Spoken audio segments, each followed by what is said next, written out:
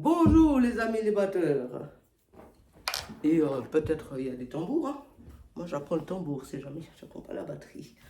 J'ai une batterie, mais j'ai la malchance ces temps qu'elle est démontée et je trouve aucun lieu dans mon petit coin là où pouvoir la remonter pour pouvoir vous faire des cours de batterie complète. Parce que je suis aussi initiée à la batterie quand même. Alors, comme j'ai dit, le petit mot là, je vais vous apprendre le moulin. Les deux moulins. Alors, écoutez pas trop ma voix, ou alors je vais peut-être de temps en temps crachoter mes poumons, j'ai le rhume. D'accord, comme ça c'est dit, c'est fait, tout le monde le sait. Alors, le moulin, c'est un principe qui se joue uniquement sur la caisse claire. D'où j'en profite, avec mon tambour, mais parce que j'ai pas le reste. Hein. Bref. Alors, le moulin simple, c'est un coup à droite, fort, un coup à gauche, plus léger, deux coups à droite. Après, le contraire, un coup à gauche, fort. Ah, moi je tiens les baguettes comme quelqu'un qui joue du tambour. Mais vous, je sais que vous tenez les baguettes comme ça. Continuez de tenir vos baguettes comme vous avez l'habitude. Hein? Simplement, pour la distance, hein, vous laissez le bout dépasser. Hein, ce qui commence. Et après, on fait le contraire. Donc, c'est la gauche qui fait un coup fort, normal. Ou simplement, on lâche. Voilà, puis ça fait un coup. Et deux coups. Bam, bam. Après, de nouveau, droite. Coup fort, bam, bam, bam. Gauche, fort, bam, bam, bam. Puis, il faut faire ça de manière régulière. Parce que sinon, c'est pas un moulin. Là, c'était pas régulier, puisque je parlais. Et je vais le faire régulier. Et pour l'apprendre, durant tout le premier temps, donc en tout cas minimum les 15 premiers jours, vous le faites lentement. Comme le principe que j'ai expliqué hier, qui est valable pour tous les instrumentistes, je l'ai expliqué avec mon piano et avec le vol du bourdon, qui est un morceau prouesse de rapidité, justement, que j'ai appris pendant un mois très lentement. Et justement, j'arrive à cette rapidité grâce à l'apprentissage lent. Sinon, je ne serais pas arrivé en un mois, là, c'est pas possible. Alors,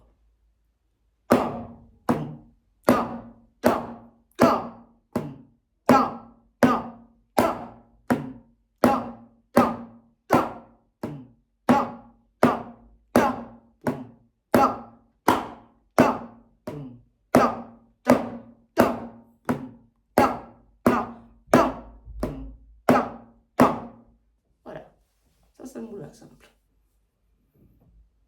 Et au début, vous le faites à cette vitesse. Alors moi, je ne l'ai pas encore incorporé, les moulins. Donc, c'est-à-dire que je n'ai pas en fait encore fait le mois de travail à le jouer lentement pour pouvoir le jouer rapidement. Parce que je suis au début de l'apprentissage de la percussion, tout simplement. Oui, c'est après avoir appris à jouer du piano, de la clarinette, de la trompette, du djembé et du chant d'opéra. Ah, je me mets à la batterie, à la percussion. C'est moi là, 44 ans. Et au début, ben, lentement.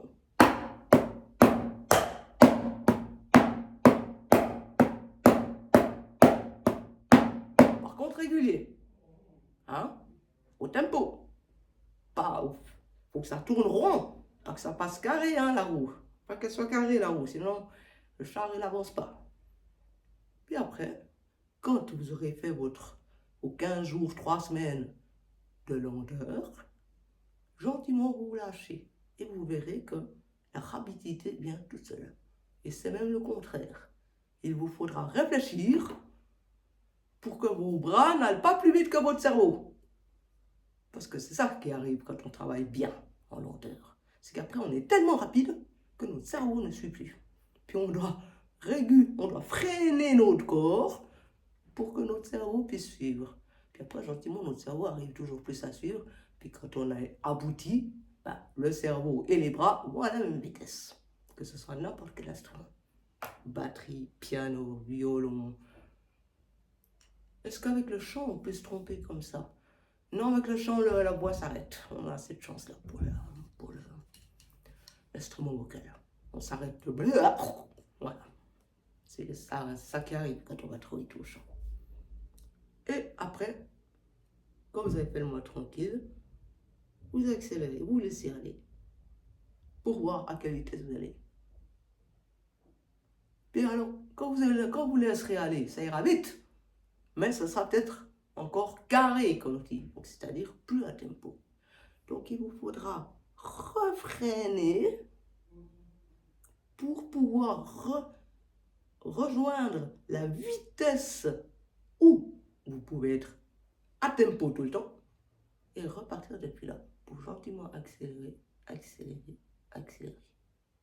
Et la dernière fois que vous le jouez de la journée, vous le jouez très, très, très, très et encore très et très périodique pour ceux qui ont fait des maths, c'est-à-dire à l'infini avec le petit trait en dessus là, en dessus des chiffres, à l'infini, lentement. Et après, vous lâchez vos baguettes, vous jouez plus rien, vous n'essayez pas de faire un petit truc rapide qui vous plaît parce que ça vous fait plaisir, non, touchez plus rien, vous allez dormir jusqu'au lendemain. Comme ça, vos neurones, vos circuits neuronaux se construiront.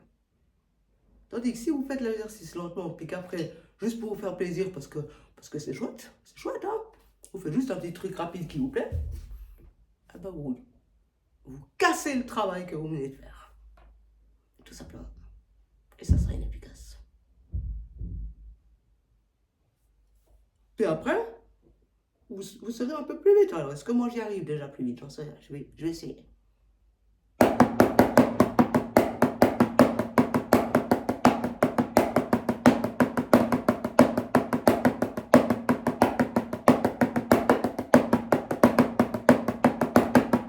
Voilà, j'en suis plus ou moins là. Vous voyez, je commence à me planter. Ben moi, là où j'en suis, je devrais travailler encore encore bien 2-3 semaines, très lentement. Puis quand je me laisse aller, puis que j'essaie d'aller à la vitesse que je peux gérer, ben j'en suis à ça.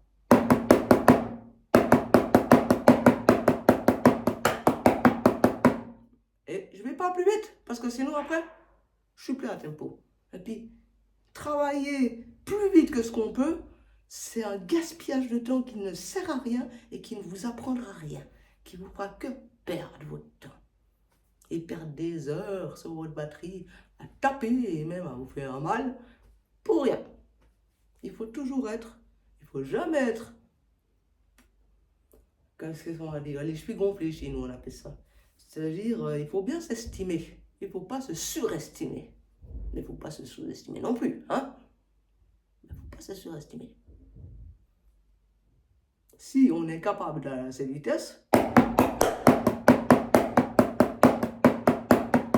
alors perfectionnons cette vitesse et rendons propre avant d'aller plus vite. Maintenant, je vais vous montrer le double moulin. C'est quasiment la même chose, sauf qu'il est double. Alors, ça fait un coup fort, doucement, enfin normal, jusqu'à la baguette tombée. Un deuxième coup, normal, et après, c'est le principe du moulin, c'est une fois gauche, une fois droite, c'est ça en fait le moulin. Donc, un coup fort, normal, un coup, normal, deux. Donc ça fait.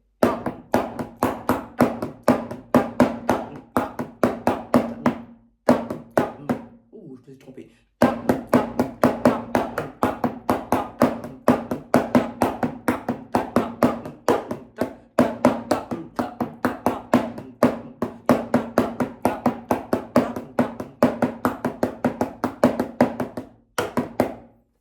Voilà, mais ça aussi, ça s'apprend lentement.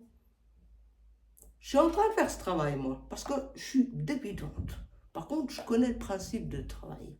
Je connais la méthode de comment structurer son travail. Parce que ça fait pas si 30 ans que je suis musicienne et que j'apprends les instruments. Et que la structure d'apprentissage est la même, peu importe l'instrument. Et depuis l'âge de 17 ans, j'enseigne. J'en ai 44. Alors, pour ce qui est de la structure de travail, vous pouvez largement me faire confiance. Et je vous mets effectivement des tutoriels de batteur avec la partition déroulante de batterie. Chaque fois, j'essaie de trouver pour qu'elle y soit, afin de vous y habituer pour que gentiment, vous sachiez la lire. Parce que c'est vos partitions. C'est une partition batterie, là, vous savez, là où on voit la ligne pour la caisse claire, la ligne pour la cymbale, la ligne pour les tomes, la ligne pour la grosse caisse, la ligne pour Charleston, ainsi que tous les petits signes et tout ça. Et chaque fois, dans, par exemple, les tutoriels de M. Pujol que je vous envoie, il explique les choses. Parce que c'est un bon prof. Lui, c'est un vrai batteur. Moi, je suis une débutante, mais je connais la structure de travail. Et comment l'évolution à faire. C'est pour ça que je peux vous guider dans l'évolution et la manière de structurer votre travail, mais je ne peux pas vous guider dans votre, on va l'appeler comme ça, dans votre virtuosité de votre instrument. Parce que je ne suis pas batteuse. Ça, c'est via des tutoriels genre M. Pujol ou d'autres, ou entre vous, ou avec un maestro que vous avez, vous, chez vous, que vous pouvez voir, ressentir, essayer d'imiter. Voilà. Ça, j'ai pas le moyen. Moi, j'ai les structures du travail et la logique. Alors, moulin simple. 1, 1, 2, 1. Après, l'autre côté. 1 et ta, ta, 1 et ta, ta, 1 et ta, ta, 1 et ta, 1 et ta, 1 et ta. Moulin double. 1 et 2 et ta, ta, 1 et 2 et ta, ta, 1 et 2 et ta, ta, 1 et 2 et ta, ta, 1 et 2 et ta, ta, 1 et 2 et ta, ta, 1 et 2 et ta, ta, 1 et 2 et ta, ta. C'est le même principe que le roulement, hein, en fait, un petit peu, sauf que, ben, justement, une fois c'est deux. Faut y penser. Ça fait un moulin simple. Après, justement, vous qui êtes des batteurs habitués, quand vous aurez fait 2-3 semaines lentement, puis que vous lâcherez, quand vous êtes des batteurs, puis que vous êtes habitués, vous entendrez ce rythme de moulin qui sort. Qui est totalement autre chose que le simple roulement.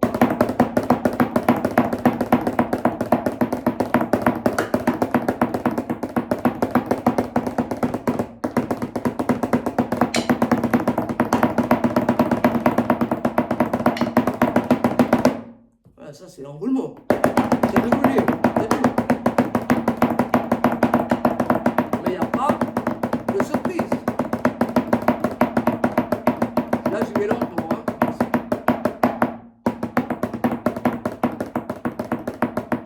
Il n'y a pas de surprise, il n'y a rien. Tandis que dans les moulins, justement, ça fera comme un toum, toum, un moulin.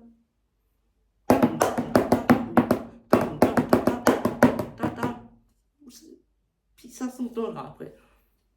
Pour l'instant, je n'ai pas les capacités de le faire. Parce que je n'ai pas fait encore les 3 semaines de travail. Allez, par contre, vous allez le faire. Vous êtes des batteurs, des vrais.